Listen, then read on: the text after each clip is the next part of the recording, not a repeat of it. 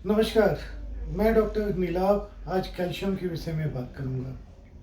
जब भी मैं किसी मरीज को कैल्शियम लिखता हूं, तो मरीज मेरे से हमेशा सवाल करते हैं कि डॉक्टर साहब ये कितने दिनों तक खाना पड़ेगा। जब मैं बोलता हूं कि पूरी ज़िंदगी कैल्शियम खाना पड़ेगा, तो वो बड़े हैरान होते हैं कि डॉक्टर साहब पूरी ज़िंदगी। आज हम ये डिस्कस करेंगे कि कैल्शियम हमारे लिए कितना ज़रूरी है। पूरा ब्रह्मांड और सारे जीव जंतु 6 मिनरल से बने हैं, जो एसेंशियल आइटम्स कहे जाते हैं। Oxygen, carbon, nitrogen, hydrogen, calcium और सल्फर। कैल्शियम इतना ज़रूरी है किसी भी जीव जंतु के लिए, सिर्फ इंसान के लिए नहीं, किसी भी जीव जंतु के लिए। कैल्शियम की जो रिक्वायरमेंट हमारी होती है वो एडल्ट में तकरीबन 500 मिलीग्राम से 1000 मिलीग्राम यानी 1 ग्राम कैल्शियम रोज़ की होती है। जो बच्चों में ज़्यादा हो जाती है, चूँकि बच्चे ग्रो कर रहे होते हैं, हड्डियाँ बन रही होती हैं, तो उनकी रिक्वायरमेंट तकरीबन 1200 मिलीग्राम पर डे की होती है। जो लेडीज़ प्रेग्नेंट होती हैं या जो बच्चों को दूध पिलाती रहती हैं, उनकी रिक्वायरमेंट तकरीबन 1500 मिलीग्राम तक होती है। और जो ओल्ड एज के लोग होते हैं या जिनको पेट की प्रॉब्लम हो या लीवर की प्रॉब्लम हो या किडनी की प्रॉब्लम हो, उन्हें कैल्शियम की ज़्यादा ज़रूरत होती है। वो तकरीबन 1.5 ग्राम से लेकर 2 ग्राम यानी 2000 मिलीग्राम तक डेली रिक्वायरमेंट होती है। कैल्शियम जब हम खाने में लेते हैं, तो वो जो स्टमक होता है, जो आमाशय हिंदी में बोला जाता है, उसके नीचे के जो हाथ के का पोर्शन होता है, डोडेनम बोलते हैं हम। डोडेनम के फर्स्ट और सेकेंड पार्ट से मेनली, और साथ में जेजुनम से एब्जॉर्ब होता है।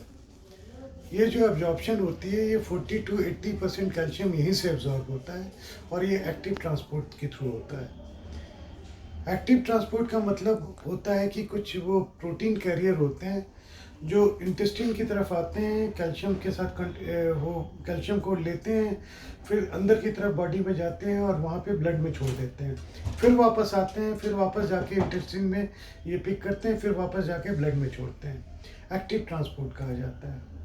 उसके नीचे का जो पोर्शन है आइलियम, आइलियम में 10 से 30% कैल्शियम एब्जॉर्ब होता है। वो डिफ्यूजन के थ्रू होता है, यानी कि जो इंटेस्टाइन की लेयर है उसके थ्रू कैल्शियम अंदर जाकर ब्लड तक पहुंच जाती है। रोज़ तकरीबन 400 मिलीग्राम कैल्शियम हमारे स्टूल यानी लैट्रिन से निकल आता है, और 100 मिलीग्राम के आसपास कैल्शियम हमारे यूरिन में पास करता है। कुछ हार्मोन्स होते हैं जो ये सारे मेटाबॉलिज्म को गवर्न करते हैं। जैसे इंटेस्टाइन से जो एब्जॉर्प्शन होती है, उसमें मेन विटामिन डी का रोल होता है। उसके साथ साथ पैराथायराइड और कैल्सिटोनिन 2 हार्मोन हैं जो वहाँ पे एक्ट करते हैं। वैसे ही जब यूरिन में कैल्शियम जाता है, तो वहाँ से भी उसकी एब्जॉर्प्शन होती है। उस पर मेनली पैराथायराइड हार्मोन काम करता है, लेकिन उसके साथ साथ विटामिन डी और कैल्सिटोनिन का भी रोल है। वैसे ही हड्डियों में जो कैल्शियम डिपॉजिट होता है, उसमें भी विटामिन डी और पैराथायराइड और कैल्सिटोनिन काम करते हैं। उसके अलावा और कई भी हार्मोन हैं जिसकी चर्चा हम बाद में करेंगे। अब हम आते हैं कि क्या क्या चीज़ें कैल्शियम के एब्जॉर्प्शन में हेल्प कर सकती है और क्या क्या चीज़ें कैल्शियम के एब्जॉर्प्शन को कम करती है। सबसे ज़्यादा कैल्शियम के एब्जॉर्प्शन में काम करता है जो स्टोमक में तेज़ाब बनता है, जो एसिड बनता है, एसिडिटी। इसीलिए कैल्शियम की गोली हम हमेशा मरीजों को समझाते हैं कि खाना खाने के आधे या 1 घंटे पहले खाएं, या खाना खाने के 2 घंटे के बाद खाएं। जब स्टोमक में एसिड रहेगा तो इसकी एब्जॉर्प्शन ज़्यादा बेटर होगी। वैसे ही खाने में अगर प्रोटीन हो तो वो इसकी एब्जॉर्प्शन बढ़ा देता है। कुछ और भी एलिमेंट्स हैं जैसे अमीनो एसिड्स है जो इसकी एब्जॉर्प्शन बढ़ाती हैं, और भी कुछ चीज़ें हैं जो इसकी एब्जॉर्प्शन बढ़ाती हैं।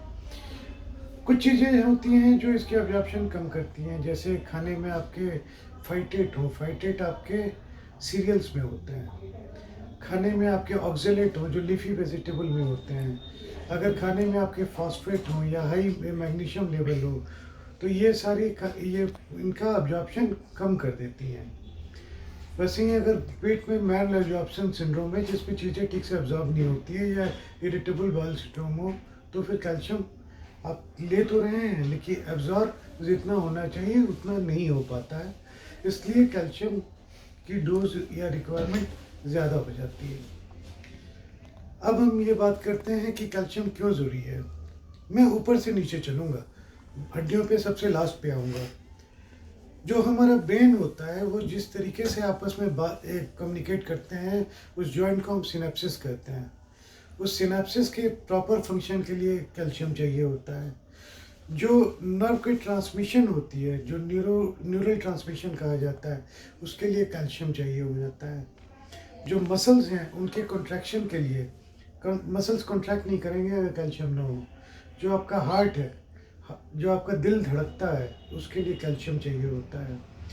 जो आप फूड डाइजेस्ट करते हैं उसके लिए कैल्शियम चाहिए होता है। कई लाइपेज वगैरह कई एंजाइम्स हैं जो जिनके लिए कैल्शियम चाहिए होता है। जब कहीं घाव बनता है, जो ब्लड बहता है, वो बहना जो रुकता है, ब्लड क्लॉट बनता है, उसके लिए कैल्शियम चाहिए होता है।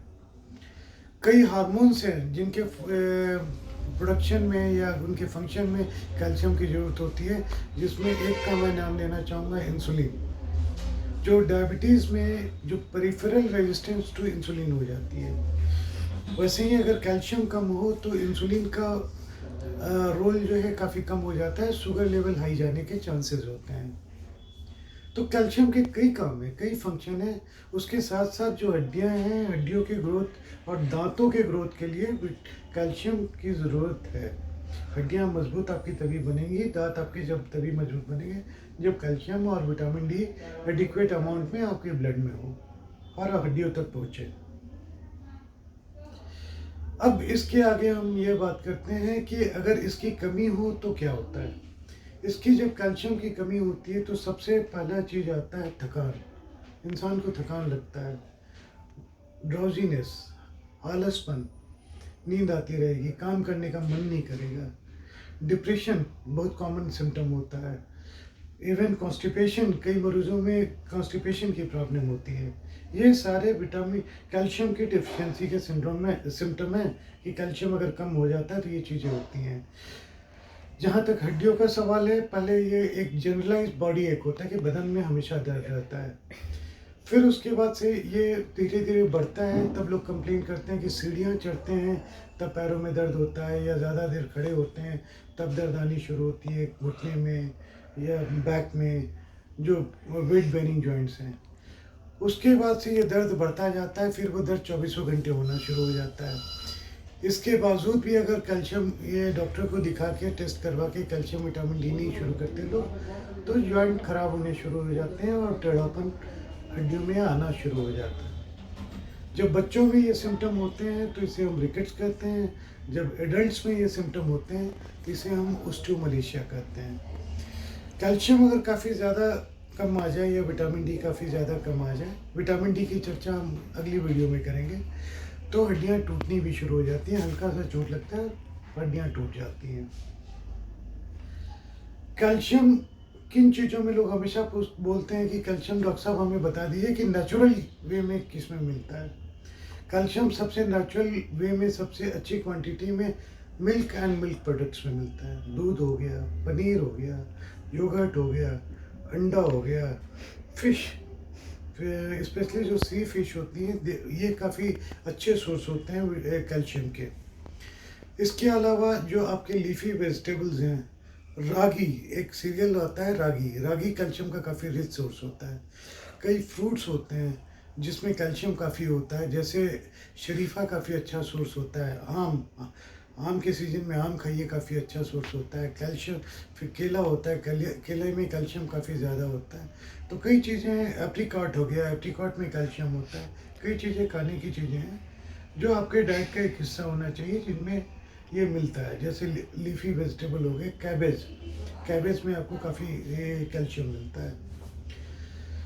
अगर आपको ये सारे सिम्टम हैं, अगर डॉक्टर्स को आपने दिखाया, डॉक्टर को दिखा के आपने टेस्ट करवाया और कैल्शियम का लेवल कम आया, तो इसका मतलब कि ये डेफिशिएंसी सिंड्रोम है। डेफिशिएंसी सिंड्रोम का मतलब होता है कि जितना आप खाना खा रहे हैं और जितनी कैल्शियम की बॉडी को ज़रूरत है, उसमें कमी है, पूरा नहीं हो पा रहा है। तो ये पूरा हमेशा हम टैबलेट फॉर्म में दे देते हैं कि जो इजी होता है लेना, जो आप फॉलो कर सकते हैं। क्योंकि ये डेफिशिएंसी सिंड्रोम होती है, इसीलिए ये कैल्शियम की गोलियां हमेशा लेते रहनी पड़ती है और वो हम वक्त वक्त पे 6 महीने पे साल भर पे ब्लड टेस्ट करवा के देखते रहते हैं कि कहीं कैल्शियम का लेवल हमारा प्रॉपर चल रहा है, यानी कहीं ज़्यादा कम तो नहीं हो रहा, कहीं ज़्यादा तो नहीं हो रहा, डोज हमें कम ज़्यादा तो नहीं करनी है। लेकिन कैल्शियम हमेशा लेते रहना पड़ता है अगर कैल्शियम की कमी हो तो। अगले वीडियो में हम विटामिन डी के बारे में बात करेंगे। आज के लिए बस इतना ही। नमस्कार।